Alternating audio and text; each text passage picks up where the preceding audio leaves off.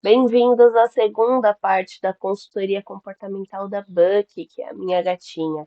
A Yane veio trazer para a gente esse serviço. Meu pai ganhou, na verdade, numa rifa, passou para mim. E a Yane deixou a gente gravar para trazer aqui, para trazer informação para você que está em casa, que tem um petzinho, um companheiro espiritual. Então, seja bem-vindo.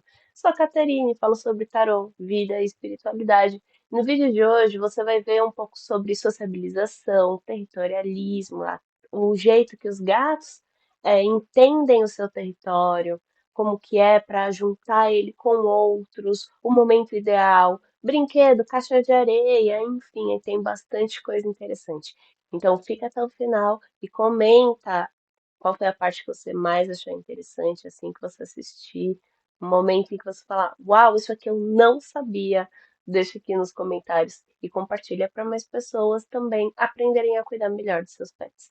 É o seguinte, os gatos são animais muito territorialistas, certo? Tanto territorialistas, né, que quando a gente fecha assim a porta do quarto, que eles já não têm acesso, né, visual a ver o que é que está acontecendo, eles já ficam muito frustrados e agoniados e querem, né, derrubar a porta para entrar. Você deve saber disso. Sim. E aí tem duas coisas aqui que você citou, né,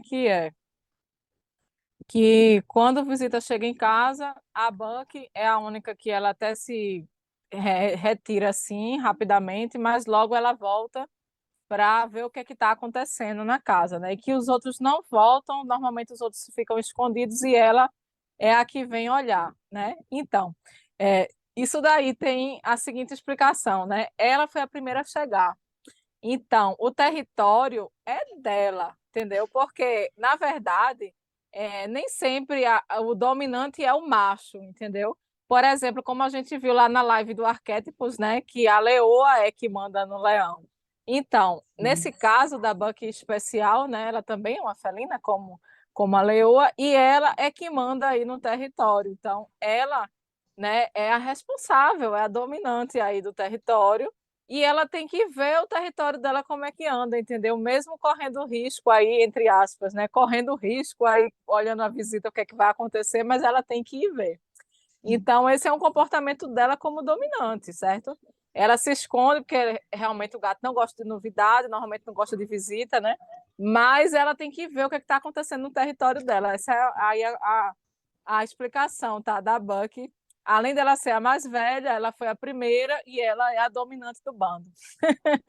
Agora, fora isso, né, teve aqui a outra situação que você citou, né, da sua sogra que vai alisar ela e ela vai dar uma mordidinha de leve, né, pedindo carinho e ao mesmo tempo sua sogra tem uma outra gata. Então, Isso. também, certo? Isso daí você tá certa que é ela pedindo carinho é porque os gatos, eles têm essa mordidinha leve pra gente quando eles querem alguma coisa, eles querem atenção, eles querem carinho, certo? Comida. Até na própria brincadeira com a gente, né? Quem costuma brincar com mãos e pés com gatos, o gato dá aquela mordidinha de leve, mas é só brincando. Se fosse para maltratar mesmo, ela não faria isso. É exatamente esse pensamento que você tinha. E ela sente também o cheiro da outra gata na mão, né? E ela tá ali reclamando pelo cheiro da outra gata, que ela quer que deixe o cheiro dela ali na mão dela, né? Então tem essa questão também. Agora, a questão que você citou também aqui, tá? Tem a ver com territorialismo é o seguinte: quando a Buck tinha 2 anos, chegou a Dorothy com 3 meses, certo? E Isso. aí, quando a Buck tinha 5 anos, né, 4 para 5 anos, chegou o Tommy com 7 meses. Então, primeiro caso com a Dorothy chegou, ainda era um filhote, né? O filhote do gato é considerado até 12 meses de vida. Só que existem, né, casos e casos. Como você está dizendo que o Tommy é gigante, né? Que ele tinha 7 meses, mas ele era um gato gigante. Então, a Dorothy com 3 meses não tinha o tamanho do Tommy, claramente.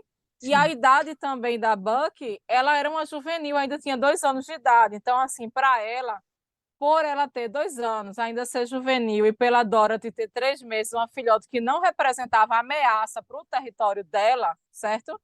Foi mais fácil ela se adaptar com a Dorothy, entendeu?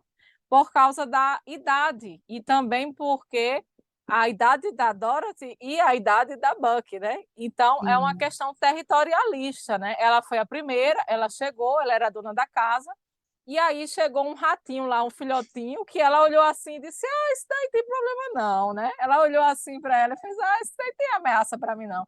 Então foi mais fácil para a Bucky fazer amizade com a Dorothy por causa da idade, tá? Agora, em relação ao Tommy, que ele já chegou com 7 meses, ainda era um filhote, tá? Mas era um gato gigante, feito você está dizendo que ele é grande, né? Então, para a Bucky, já foi uma ameaça, entendeu? Ela não viu ele como um filhotinho ali inofensivo, não. Ela já enxergou ele como uma ameaça ao território dela. Então, para ela, foi mais difícil essa adaptação, até porque ela já tinha 4 para 5 anos, ela já passou da idade juvenil, certo? Ela já estava, né, uma gata totalmente formada, já na fase adulta, então ela tinha ainda mais força para, entre aspas, né, lutar e competir com seu adversário. Então, o Tommy, para ela, sempre vai ser um adversário. Agora, claro, dependendo da adaptação inicial entre eles, como foi que você trouxe o Tommy, fez essa adaptação, quanto tempo levou, aí isso pode variar para bem ou pode variar para mal, né? Você lembra quando foi que você trouxe o Tommy, como foi que você fez? Lembro, eu tentei fazer o mesmo. Só que a gente até brinca que o Tommy, ele já era da casa. Como assim, tipo, ele chegou já querendo sair, já querendo brincar, já querendo tudo. Então, a adaptação dele foi teve que ser mais rápida, porque foi bem difícil. Pronto. Então, eu sei que isso também ajuda, colabora É, para essa dificuldade. então, águas passadas, né, você não sabia, e também tem casos que, mesmo o tutor sabendo, não tem como, porque, por exemplo, tem casos de resgate, o animal estava numa situação de, sei lá, acidente de carro na rua, a pessoa teve que trazer para casa, não teve tempo, não teve como, foi uma urgência. E outros casos, às vezes a gente se apega tanto ao bichinho, a gente quer salvar ele, quer trazer ele de todo jeito, e acaba não fazendo a sociabilização corretamente, né, e enfim, nada está perdido, tudo tem salvação, né? Só depende da gente de paciência. E aí, falando nisso, né? Por isso, né, que ela não se dá bem com o terceiro gato, tá? Porque, né, você citou várias vezes aqui, né, que ela não se dá bem com os dois, mas com o terceiro é pior. E aí Uhum. é que entra, né? O período de sociabilização e de sensibilização é justamente o período juvenil. Então, assim, tanto filhotes para gatos isso serve, quanto para, né, cães. É, algumas coisas você só pode conseguir fazer nesse período. Por exemplo, né, se fosse falando de cães, se eu fosse pegar um cão para ser um cão de guarda, né, um cão de treinamento da polícia para encontrar, enfim, drogas e etc. Esse período de sensibilização e de sociabilização é justamente o período de filhote, né? Cães já adultos dificilmente vão ser pegos para fazer esse tipo de treinamento. A mesma coisa é quando a gente quer inserir, né? Já tem em mente de criar 3, 4, 5 gatos. O ideal é que a gente traga nesse período juvenil, né? Enquanto a Bucky, quando chegou a Dorothy, ela tinha só 2 anos, né? Ela ainda estava na fase juvenil. O Tom, ela já estava 4, 5 anos, então já era mais complicado. Mas não é impossível, certo? É mais complicado, mas não é possível. E aí, esse período de sociabilização também, né, serve para coisas dentro da rotina do lar, né? Por exemplo, se você teria crianças em casa, seria o período de fazer essa sociabilização só com os juvenis, né? Seria mais fácil. Se você tiver algum tipo de som de zoada em casa, que você costuma ter, esse período juvenil também seria mais fácil de lidar com essa desensibilização aos sons, né? Sei lá, depende do trabalho da pessoa. Tem gente que tem zoada muito grande em casa, tem, sei lá, uma oficina, né? Alguma coisa assim, e os animais, né, se assustam. O período, né, juvenil seria mais fácil. Tá aí esses exemplos, né? Mas, você, voltando aqui para outro ponto, você citou que tentou alguns tratamentos, né? Que fez o floral e colocava na água e ela não bebia água e você não obrigava. Aí você está certa, não deveria, não está obrigando. Nada que o gato não queira fazer, não vale a pena obrigar, né? Tem que deixar ele à vontade, porque realmente ele só faz o que ele quer. E aí a gente tenta dar o norte quando a gente consegue bem. Quando a gente não consegue, né, a gente tem que persistir de outra forma. E aí, você disse também que tentou deixar ela mais no quarto com você, mas aí também nada mudou, né? E entra aqui aquela questão que nada mudou porque talvez o tempo, né, de adaptação dela e do pós-cirúrgico não foi, né, suficiente. Talvez ela precisasse de mais tempo para essa melhor adaptação, tá? Mas você citou aqui as características, né, da Bucky, e eu vou estar trazendo aqui algumas coisas que talvez você já saiba, mas talvez não saiba sobre o siamês, né?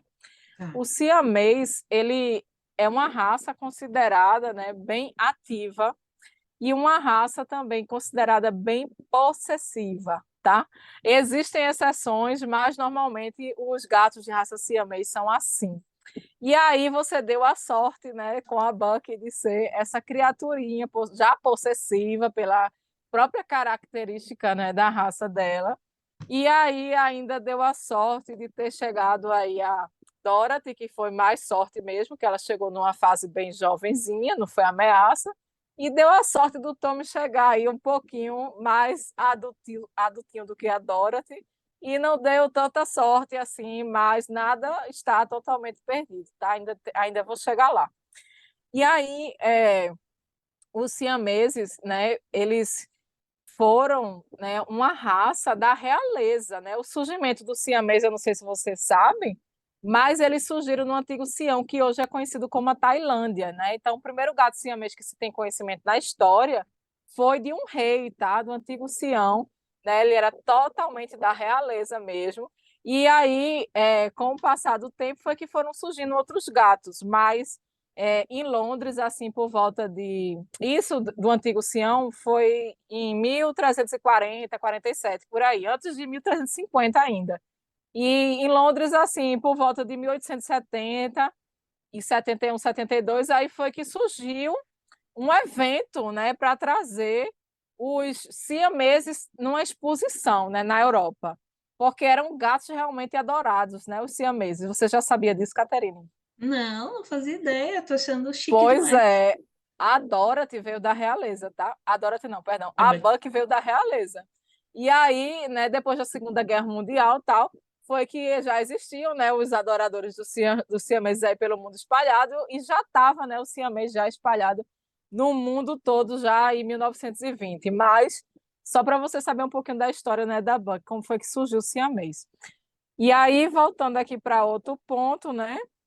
Ela vive em casa, sem acesso à rua, maravilha. Ela é a primeira dos três gatos, certo? Isso. Tudo bem. Aí vem aqui sobre outra questão que eu queria comentar, né? Que a questão da caixa de areia, tá? Você fala aqui que a caixa de areia, eles compartilham a bandeja sanitária e a comida, né? E a caixa de areia, você falou que são duas bandejas de areia, né, pipi cat fina para três gatos, duas bandejas de areia para três gatos. Normalmente, é, você falou que não tem sujeira na casa, então que eles não fazem fora da caixa de areia, certo? Então, isso é um ponto positivo. Porém, não é o adequado. Normalmente, a gente tem uma regra que é assim, digamos, né? É, para cada pet, uma caixa de areia e uma fora. Então, por exemplo, se são três gatos, o ideal é que seja uma para cada um, três, mais uma fora, quatro caixas de areia. Mesmo se for caixa de areia grande, tá? Gigante, elefante, mas é uma regra que é, digamos assim, mais usual. Claro, se eles não estão reclamando, é um bom sinal. Porém, o gato é um animal muito higiênico, né? Você sabe. E além de ser um animal muito higiênico, é muito exigente. Sim. Então, assim, algumas vezes ela pega e reclama do nada, né? Tá uns miados dela aí vindo do nada, ela reclamando, e a gente sabe que não é dor, porque ela foi no veterinário recentemente e vem vindo e tá tudo ok. Então, a gente tem que partir do ponto de que tem alguma coisa que está incomodando ela, né? Que tem alguma coisa que não está deixando ela 100% feliz. Aí eu comecei a ver todas as coisas que você me falou e analisar o que seria o ideal, tá? Aí vou deixar como sugestão no material que eu vou mandar para você, mas também tem outra coisa que você me falou, que são todas num lugar só, que é na área de Sim. serviço.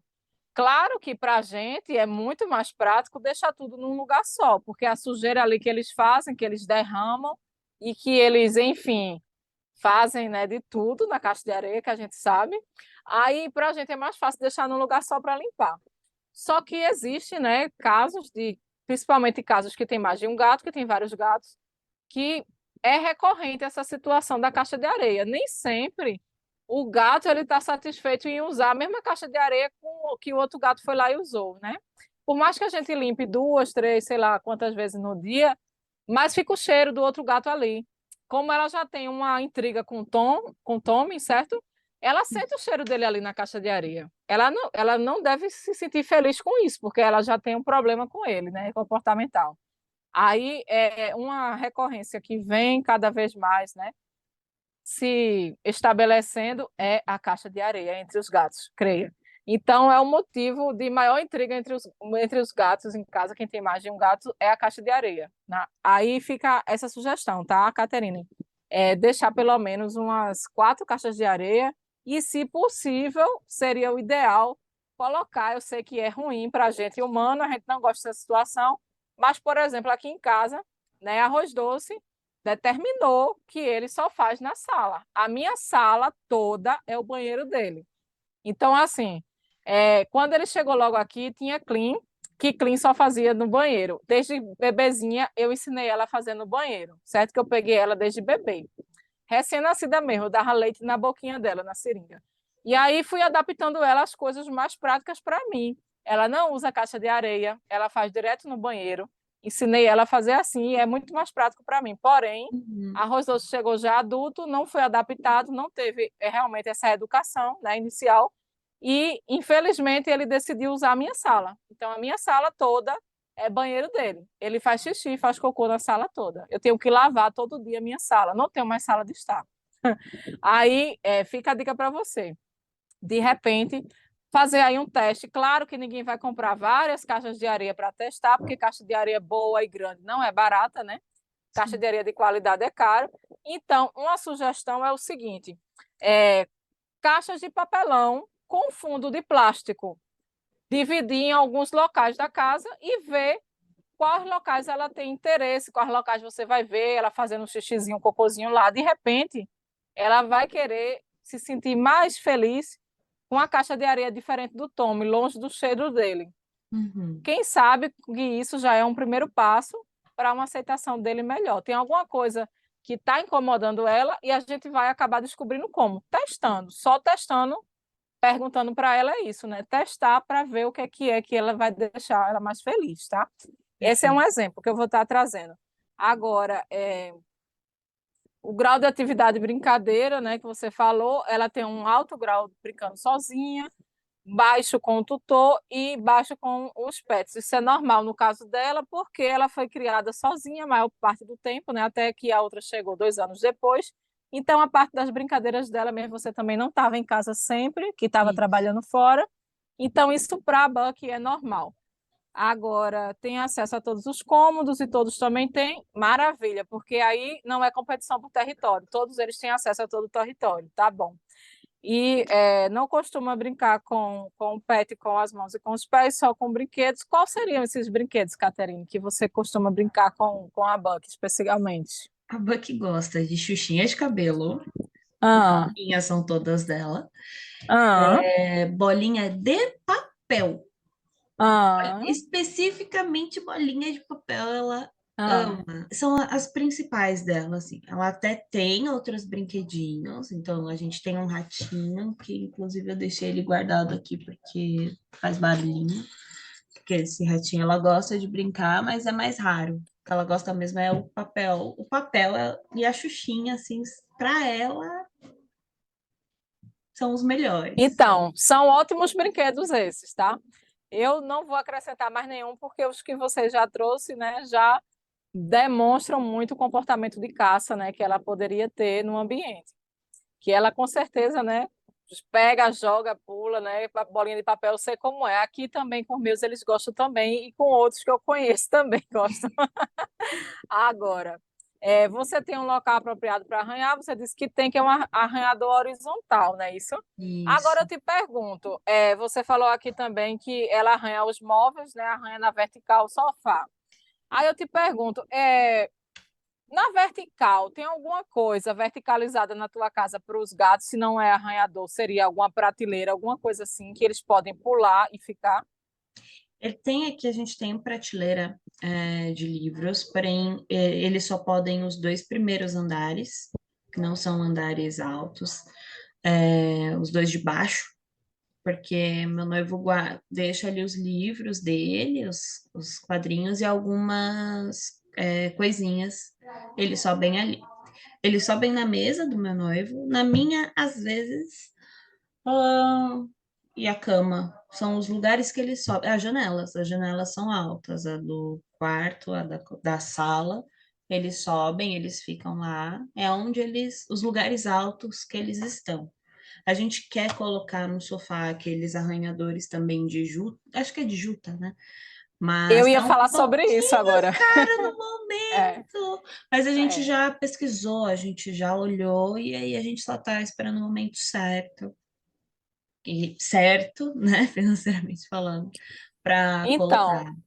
Então, essa parte que eu já ia falar, você já está por dentro, né? Não vou nem falar. Uma outra opção também, tá?